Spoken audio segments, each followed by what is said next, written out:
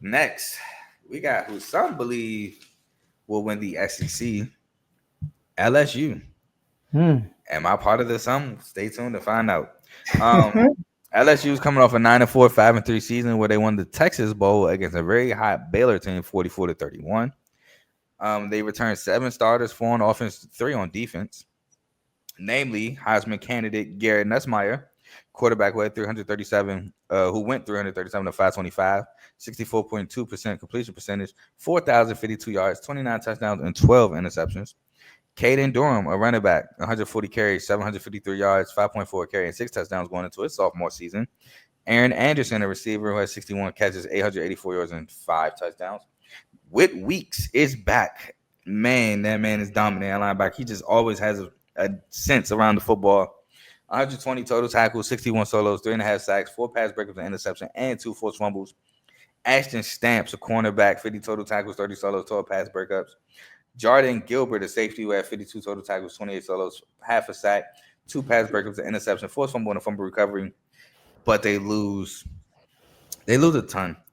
They lost Kyron Lacey, rest in peace, wide receiver, Mm-hmm. um, who was definitely going to get drafted. 58 catches, 866 yards, and 9 touchdowns.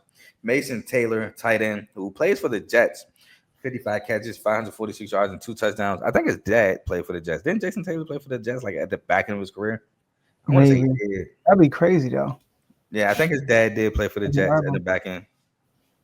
They lose CJ Daniels, who transfers to the U, 42 total catches, 480 yards. Just didn't really find his footing at LSU. Greg Penn III, linebacker, 84 total tackles, 42 solos, a sack and a half, and 2 forced fumbles. Braden Swenson, an edge rusher, currently on the Pats, 59 total tackles, 31 solos, 8.5 sacks, 3 pass breakups, and 2 forced fumbles. Major Burns, safety, currently on the Broncos. No, Bears, excuse me. 49 total tackles, 19 solos, a sack and a half, 2 pass breakups, a forced fumble, and 2 fumble recoveries. Savion Johnson, edge rusher, Savion Jones, currently on the Broncos. 40 total tackles, 19 solos, 4.5 sacks, 2 pass breakups, 2 fumble recoveries, and 2 forced fumbles, and a fumble recovery, excuse me. Zai Alexander, who he came into the season, I thought he had I thought he was really good, but he's currently not on the NFL roster. 33 total tackles, 20 solos, a sack, 3 pass breakups, and 2 interceptions. 7th overall recruiting class, but first in transfers. Talk to me about LSU, Joe. Whew. All right. First time under 10 losses under Brian Kelly. So they're looking to bounce back also. They did lose with okay. High Whit Weeks power is back. offense. Whit Weeks is back. Yeah. High power offense. I mean, Garrett Newsmeyer, like he has an opportunity to That's be a Meyer. Heisman. Newsmeyer, sorry, has an opportunity to be a definitely a Heisman Trophy candidate, one of the top quarterbacks in the country. But what worries me about them, they lost 45 starters on the O line, including Will Campbell. Yeah, Who's that's looking huge. pretty good, by the way, and with the Patriots, I must say, shout out to the Patriots, shout out to Teddy and Tony and Joe Vaughn. But but yeah, so that kind of worries me because Garrett, he's not Newsmeyer, he's not like a Jaden Daniels. You know what I mean? Like who's going to be mobile in the pocket, or who's going to be scrambled. Like he's more of a drop back QB, and if the protection is not good, that can be a problem. And I do think they need to use Caden Durham more. I feel like when I go back and look at the games they won, a lot of times because they had a more balanced offense. But when they just drop back, it could be problematic with LSU. And another thing that bothers me, worries me, is the defense. I mean, I was with LSU, That like like you never know what like especially on the Brian Curry, like LSU, man, it's just a bunch of shootout. So like, but and that's why I think Newsmeyer has the opportunity to be a Heisman Trophy winner because he will be throwing the ball a lot. But we'll see when we get to the schedule how they will look. yeah, so I'm glad you brought up the defense because I know it grinds Brian Kelly gears that defensively you have all this talent. Now Harold Perkins, he's back. Harold Perkins, I think he got hurt last season. He decided to come for his last year at LSU. So that's huge to have him moving. I don't think they should move him around. I think they should keep him on the edge. That's where he thrived at the most. But that's a huge part of the defense. Um, they just got to find ways to be consistent. They have the speed, they have the talent defensively. It's just I don't know. They just don't put it together for whatever reason. Now, to piggyback off your Caden Durham point, I think you're 100% correct. But the thing with Caden Durham was they didn't find out he was the guy until like midway through the season. They were trying to figure out who the guy was at running back for the better part of the beginning of the season. They just didn't figure it out. And then Caden Durham, he kind of like slowly burst on. I think he had a good game against South Carolina, if I'm not correct, if I'm not Yep. mistaken. When they came back on y'all. BS, by the way, that was a clear pick six by Nick Emery. That no, like legit, that was the game that cost us the playoffs. But I digress. Um, but yeah, he had a big game against South Carolina, and like they slowly started turning to him to be the guy, and now that's his job officially. Which congrats and well deserved to him. Mhm. Garrett Nussmeier, he is a drop back guy, but here's the thing: while you do have competent worries about the O line, he has so much speed at receiver. It's ridiculous. Mhm. From Marion Brown to transfer to Aaron Anderson coming back to Xavier Thomas. It's just so much speed at receiver for them guys. If they just get the boys the ball in the open space, just look out. Now they do bring some transfers over, namely Patrick Payton, who to me did not have that great of a year at Florida State, but he's looking to bounce back at LSU. To me, he should be paired with Harold Perkins on the opposite side of each other. AJ Halsey, the safety from Houston, that's a big pickup there, and Mansour Delaney from Virginia Tech, who was opposite of Dorian Strong last year at Virginia Tech, who were very solid in pass coverage. So those are three big pickups on the defensive end.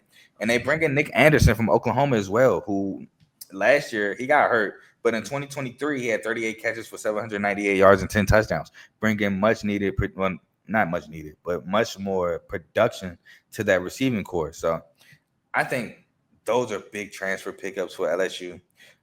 They were 25th in total offense, 61st in total defense, 7th in passing, 107th in rushing, tied 47th in scoring offense, 76th in passing defense, 51st in rushing defense, 59th in scoring defense. If you're ready, we can talk about the schedule. Let's get it. First game of the season, big game. Battle of the real Death Valley versus the real Death Valley. It's at Clemson. I had this as a loss. Yeah, this is a big test for LSU with the Clemson's front line on defense. Woo. That's gonna be a big test to see, like, okay, where will LSU? Now, I'm not saying this game gonna tell the NLB all, but okay, how good are they? And It's I a got good this litmus test. as a It's a loss. good litmus test for sure. Also, Yeah, high Heisman candidate implications because Cade Klubnik on the other end is a Heisman candidate. yeah, So I got whoever this as wins a this loss. game gets a huge lead on the Heisman. So next against Louisiana Tech, I have as a win. Same. Against Florida, a win. Hold on. Yeah, I know. I just thought about that myself. Did I mess this up? No, I had I it as a put, loss. I have lost my paper, but I thought I had Florida winning. Hold on. I got LSU winning. Okay, I had to make sure. I got lost on here. Oh snap! Hold up. I think I messed up. Okay. I have LSU winning this. So I wrote lost on Yeah, so we LSU. agree. Okay, so Yeah, we got. yeah, yeah. Let me know where you back. Hold on. Oh snap! Okay, this kind of threw me off a little bit. Okay, Man, it'd be tough to try to like go back and make sure you can. okay. Yeah. I got the next one's a W though. Yeah, Southeast Louisiana. Yep, I was a win too. Now this one again, I scratched. I had Ooh. at Ole Miss. I gave the win to LSU at Ole Miss. Ole Miss, I gave the win. Yep, W. Yep, I had a loss at first, but I changed it to a win. Next against South Carolina at home, we get our revenge. Damn it, I got a Oh, L. I got this as a W. I know it's tough to go in LSU and win, but man, we're gonna have so much revenge in our eyes. Dylan Stewart, I think he's gonna eat this game because, like you said, they gotta retool that O line. Dylan Stewart as a possible, I'm pretty sure he's coming in as a defensive player of the year candidate for the SEC, but going with South Carolina. Next at Vanderbilt, I gotta win. Me too. Next at home against Texas A&M, give me a win. I have a win too. Next is at Alabama, I have as a loss. Same, Next is at home against Arkansas, I have as a win. same, Next is at home against Western Kentucky. I have a win. same. And then next at Oklahoma and Norman, final game of the season, I have as a win. Same. So I have LSU going 9-3, 6-2. Yeah, I had 10-2, 7-1. Yeah, we differ on the South Carolina game. That's the only difference. Yeah, I yeah, think we get revenge. We should have won that game. I'm so mad. yeah. I should have though. And then Lenore Salas got hurt that game too. Robbie Ashford had to finish. Oh my god. Um, yeah, the Vandy game was oddly enough. I had the Vandy game as a loss, and I actually had them going 8-4, 5-3. But I went back. I was like, nah, I think they beat Vandy. And that's cool. Changed it Were to you high on Vandy last year before the no. season? I wasn't high. Oh, okay. I think as the season went on, though, when you was making your picks, I still wasn't even high on Vandy. I'm high on Diego Pavia. That's what it is. yeah. Pavia Okay. is that guy, and I don't think he's going to get an NFL shot. And we can talk about that when we get to Vandy, but I think he deserves one. All right. We'll move on to. Oh, by the way, I have the over 8.5 win total. I Joe do does as too. well. I have 9 wins. He has 10. So I do not have spoiler. I don't have LSU as a SEC champion. They don't make it. Uh, shout Spoiler. Shout out the tent. He says Sko Ducks. So you must be an Oregon fan. You missed the Big Ten preview, but if you go on my channel, please subscribe. If you go on my channel, it's up there. I have it individualized. Shout out my boy Joe. It's individualized up there for you. But if you want to listen to the whole Big Ten, it's also up there for you as well. But I Let's get appreciate it. you tuning in.